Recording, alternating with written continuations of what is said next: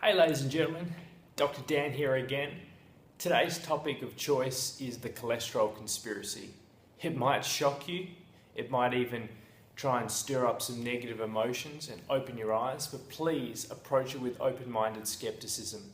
Open-minded enough that you can listen to what I say, skeptical enough, however, that you can do your own research before making your own judgment. Now, I used to work in the pharmaceutical sales industry, and I would often call upon doctor after doctor after doctor, and some of the conversations that I overheard were actually quite shocking. More often than not, patients would come in, they'd have high cholesterol levels, and a doctor would give them a statin, a cholesterol-lowering drug. But is cholesterol really that bad for you? Well, for starters, cholesterol is extremely important in terms of it makes up your cell membrane. It's a precursor and the backbone for vitamin D, for most of your vitamins, also for estrogen and for testosterone. So it's extremely important in your body. So why has it got such a bad rap?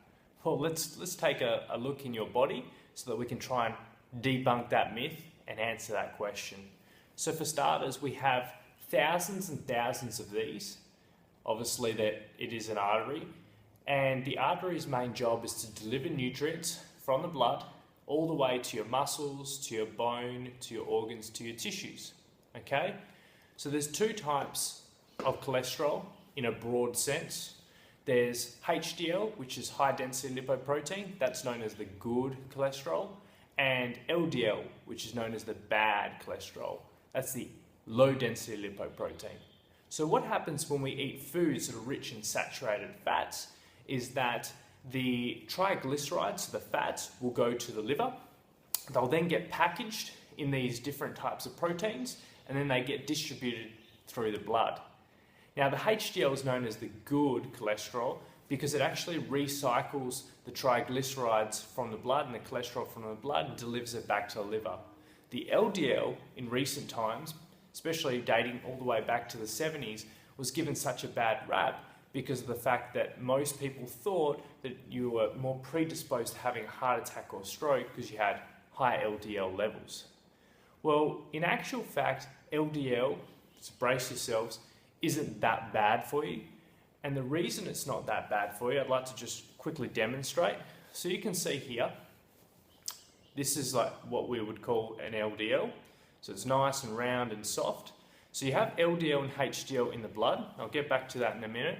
But there's a third compound. It's called homocysteine. Homocysteine is a byproduct of methionine. Methionine is basically an amino acid, which is important for muscle development. And methionine is produced and prevalent in meats and dairy products. Now, when you have too much of that, you have too much methionine. And because the body wants to get rid of it all, it converts it to homocysteine. So you can think of homocysteine as like Homer Simpson, for instance. Now, homocysteine, what it does is it actually nicks the arterial walls. So it sands the arterial walls up. And when it nicks the arterial walls, it leaves these tiny little scratches for the LDL to actually hook onto. So homocysteine is in actual fact very, very bad for you at high levels. Now, back to the LDL. So what happens is the homocysteine comes in, nicks the arterial walls. You then have LDL. Now, LDL in itself does not stick to the arterial walls, as you can see there. It doesn't have the spurs to actually stick. What happens, however, is when we have foods that are rich in saturated fats, we have a high sugar intake or diet, we might be smoking, we might drink a lot of alcohol, might be predisposed to pollutants or pesticides or insecticides or you name it. Any harmful free radicals that cause oxidative stress actually oxidize the LDL into this very little creature, as you can see here. Another one for you. So you can see it's got these spikes. Now what happens is these spikes actually stick to the arterial wall like that. And when you have so much of these harmful free radicals floating around, you lead to a lot of oxidation, and the oxidation actually results in the oxidized LDL sticking to the arterial walls created by that homocysteine. But never fear, the body has an amazing mechanism to actually get rid of those furry creatures. And these are called your white blood cells. So they're the army that protect your immune system, or contribute to your immune system and protect your body from harmful free radicals, oxidative stresses, and foreign objects. Now what happens is, these white blood cells, you can think of them as Pac-Man, and they actually get into the lining of the blood cells and remove it, gobble it up, and dispose of it. Unfortunately, again, if we have a diet that is rich in these saturated fats, high sugary intakes, and the pesticides, insecticides, alcohol, and smoking, what happens is you have a lot of these oxidized LDL sticking to the arterial wall. Now the macrophages are trying to work overtime, and it gets to the point where they just cannot keep up. And so the macrophages, or the white blood cells, your army, the Pac-Men, they actually become immobilized and paralyzed, and they give up. And when they become paralyzed, they form plaque. Now that plaque will eventually build up, build up, build up, and when you least expect it, it will burst because of the inflammation that's going on. And when it bursts, that leads to either a heart attack because it blocks the coronary arteries, or it leads to a stroke.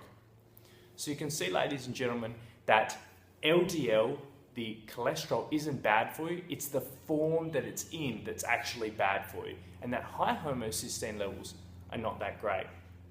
But let's look at the facts. Now, this is my favorite. Basically, when I ask a lot of my audience members when I give a presentation what they think is the right answer, it perplexes them.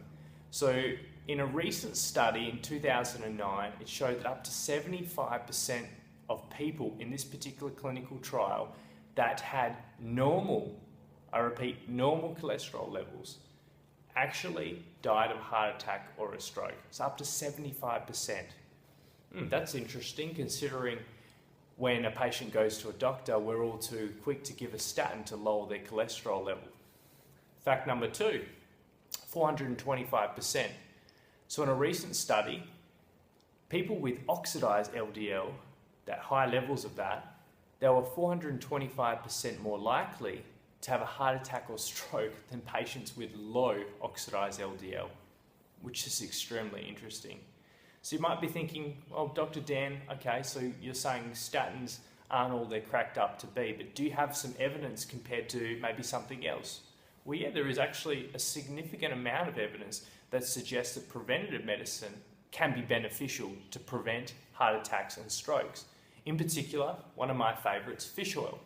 So back in 2005, they did a meta-analysis where they pulled together over 90 different studies, and they actually compared statins to fish oil, the lowly fish oil.